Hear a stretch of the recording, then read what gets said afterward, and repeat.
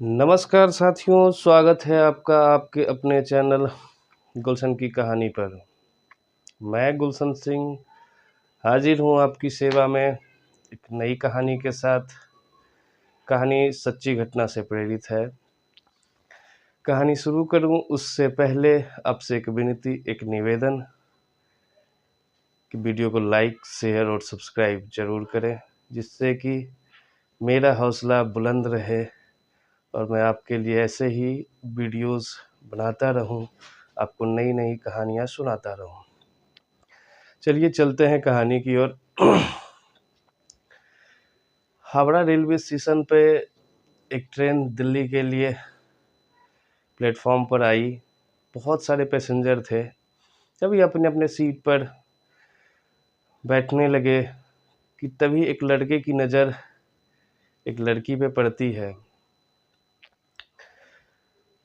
लड़का देखते ही पहचान लेता है कि अरे ये तो मेरी तलाकशुदा पत्नी है। लड़के का नाम प्रदीप होता है, लड़की का नाम पूजा है। प्रदीप और पूजा की तलाक 8 साल पहले हो जाता है।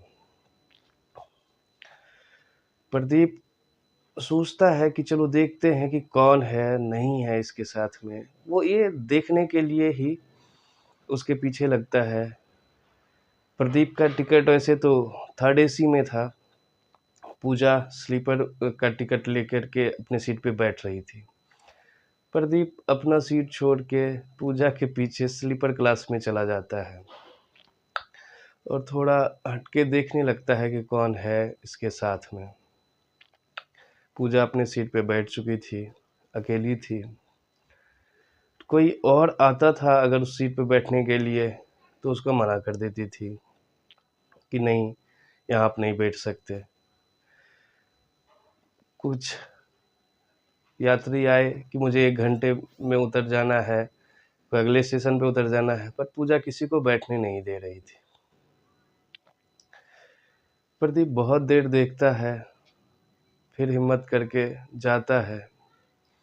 जैसे ही उसने अपना बैग रखा, पूजा चिल्लाती है कि कहाँ अपना सामान रख रहे हो, अपनी सीट पे जाओ। तो प्रदीप कहता है कि मैं थोड़ी देर में उतर जाऊंगा,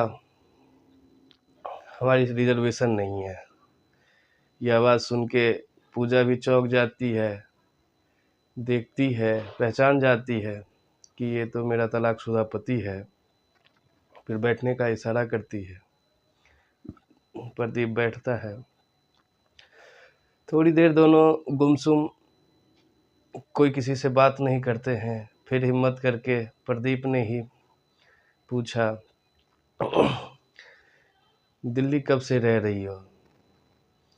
तो पूजा कहती है पहली बार जा रही हूँ।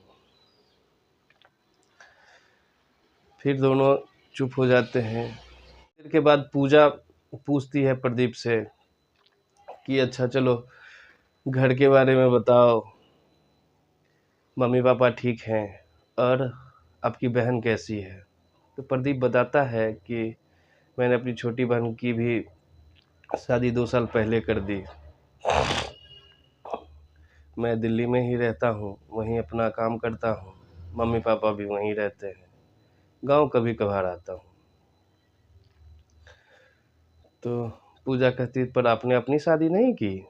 प्रदीप कहता नहीं, हमारी शादी नहीं हुई है। गांव में हमारी थोड़ी रेपुटेशन खराब हो गई थी, इस कारण से। ट्रेन चलते रहती है, ठंड का महीना था, ठंडी लगने लगती है। तो पूजा अपने लिए कम्बल लेके आई थी बैग में। उसने कम्बल निकाला। उसने प्रदीप से पूछा कि आप अपने ओढ़ने के लिए कुछ नहीं लाए हो? तो प्रदीप कहता है कि नहीं, मैं कुछ नहीं लाया हूँ। चूँकि प्रदीप का टिकट थर्ड एसी में था तो वहाँ तो मिलता ही है कंबल, ब्लैंकेट सब कुछ, तो इसलिए वो नहीं लेके आया था। पूजा कहती है ठीक है, थोड़ा सा अपने वाले कंबल से ही ओढ़ने के लिए दे देती है प्रदीप को।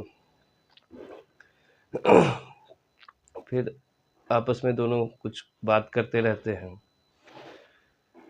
फिर खाने का टाइम हो गया। पूजा खाना निकालती है अपने लिए, पूछती है प्रदीप से कि आप अपने लिए कुछ नहीं खाने के लिए लाए हो? तो प्रदीप कहता है नहीं, लेके तो नहीं आया हूँ, बट ट्रेन से ही खरीद लूँगा, यहीं पे कुछ खा लूँगा। पूजा कहती है कोई बात नहीं, पहले मेरे हाथ का बना हुआ ही 2 रोटी खा लीजिए, उसके बाद फिर देखेंगे। पूजा निकाल के देती है। प्रदीप और पूजा दोनों खाना खाते हैं। फिर बिरयानी वाला आता है। प्रदीप ने 2 बिरयानी ली, दोनों साथ में खाए। खाना खाने के बाद सो जाते हैं दोनों। एक मतलब कि पूजा इधर सर करके सो जाती है और प्रदीप इधर सर करके सो जाता है। दोनों एक दूसरे के अपोजिट में सर रख के सो जाते हैं। जब रात थोड़ी ज़्यादा होती है तो ठंड और बढ़ती है। तो पूजा पूछती है कि ठंड ज़्यादा लग रही है, तो प्रदीप ने हाँ में जवाब दिया। फिर पूजा ने एक मफलर निकाला अपने बैग से, उसने प्रदीप को दिया, बांध दिया और फिर उसी कम्बल में दोनों सो जाते हैं। फिर सुबह होती है, दोनों उठते हैं तो प्रदीप पूछता है पूजा से कि अच्छा तुमने बताया नहीं कि तुम दिल्ली क्यों जा रही हो? तो पूजा कहती है कि मेरी एक दोस्त है जिसने हमारे लिए एक लड़का देखा है, हमारा रिश्ता लगाया है, हम उसी से मिलने जा रहे हैं, अगर सब कुछ ठीक रहा तो हम भी शादी कर लेंगे। पूजा कहती है आप भी कहीं देख लीजिए कोई अच्छी सी लड़की, आपकी भी शादी हो जाएगी, आप भी कर लीजिए। इन दोनों का तलाक का मुख्य कारण था प्रदीप बहुत ज़्यादा शराब पीता था, इसीलिए पूजा और प्रदीप का तलाक हुआ था। पर पिछले 3-4 साल से प्रदीप ने शराब पीना छोड़ दिया था, पर शादी नहीं हुई थी। जब सुबह उतरते हैं नई दिल्ली रेलवे स्टेशन पर, तो प्रदीप उसको मफलर देने लगता है। तो पूजा कहती है कि नहीं, ये आप रख लीजिए, मैं दूसरा बना लूँगी। फिर प्रदीप अपने पॉकेट से कुछ रुपए निकाल के पूजा को पकड़ाने लगता है। तो पूजा कहती है कि नहीं नहीं, इसकी कोई ज़रूरत नहीं है, मैं चली जाऊंगी, अब हमारा जब कोई रिश्ता ही नहीं रहा तो पैसे लेने का कोई मतलब नहीं बनता है, और मेरी दोस्त आती ही होगी, मैं उसके साथ चली जाऊंगी। प्रदीप उसके बाद भी कहता है कि आप जहाँ भी रहते जाना है बताइए, मैं आपको छोड़ दूंगा। लेकिन पूजा मना कर देती है, कोई बात नहीं, मेरी दोस्त आती होगी, मैं उसके साथ ही चली जाऊंगी, अब आप जा सकते हैं। प्रदीप बहुत ही मायूस हो गया इस बात से, चला जाता है। पर उसका दिल कर रहा था कि पूजा फिर से उसके साथ रहे, पर ऐसा होता नहीं है। कुछ देर देर में पूजा की दोस्त आ जाती है, उसका नाम सरिता होता है। सरिता आती है, पूजा से उसका हालचाल पूछती है कि सफ़र कैसा रहा, कोई दिक्कत परेशानी तो नहीं हुई। तो पूजा बताती है उससे कि ट्रेन में मेरा तलाकशुदा पति भी मिला था, बहुत सुधर गया है, शराब वराब भी नहीं पीता है, शादी नहीं हुई है उसकी अभी। मुझसे पूछा कि दिल्ली क्यों जा रही हो, तो मैंने बता दिया। ये सुनते ही उसके चेहरे का रंग उड़ गया, बहुत मायूस हो गया। तो सरिता कहती है अच्छा किया तुमने बता करके, उसको भी तो पता चले कि मेरी दोस्त कितनी अच्छी थी और तुमसे तलाक लेकर के उसने कितनी बड़ी गलती की। फिर दोनों दोस्त अपना सामान लेके चले जाते हैं। सरिता के यहाँ। सरिता जहाँ काम करती थी वो प्रदीप का ही एक छोटा सा फैक्ट्री था। सरिता प्रदीप से पूछती है कि सर, जिस रिश्ते के बारे में हमने आपसे बात की थी वो लड़की आ गई है, आपसे मिलना चाहती है, तो आप कहें तो मैं उसको कल लेके आती हूँ, मिलवा देती हूँ आप दोनों को।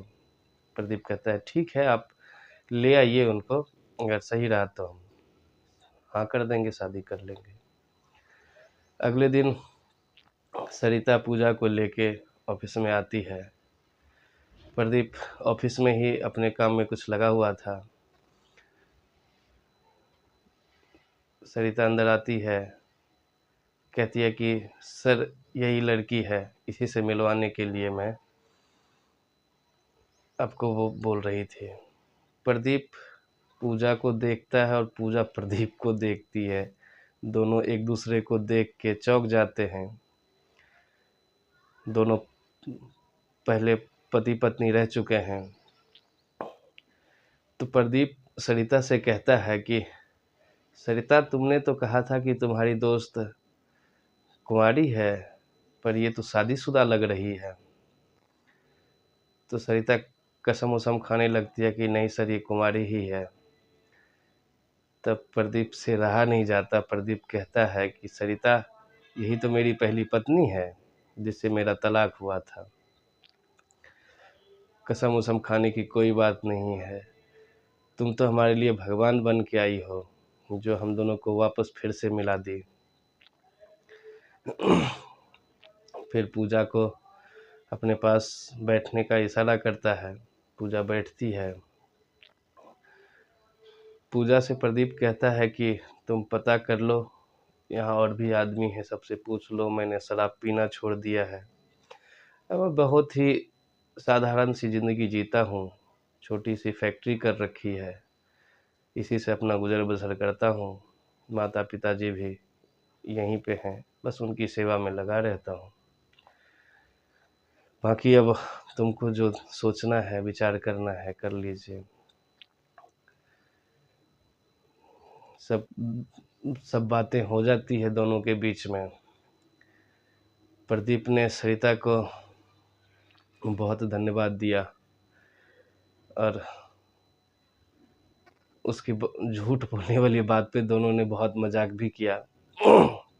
शाम को प्रदीप पूजा को लेके अपने घर जाता है। पूजा को बाहर ही रखता है, अंदर जाता है, अपने अपने माँ बाप को बोलता है कि पिताजी, माँ देखो कोई मिलने आया है तुमसे। तो दोनों बुजुर्ग थे, उन्होंने पूछा कौन है। तो प्रदीप फिर पूजा को लेके अंदर जाता है। उसके सास ससुर उसको देख के पहचान जाते हैं, रोने लगते हैं। फिर तीनों आपस में बैठ के गले मिलते हैं, कुछ बातें होती है। फिर प्रदीप ने अपनी सारी कहानी बताई। सभी मिलके फिर से पूजा प्रदीप के साथ शादी करती है और सभी खुश हो जाते हैं।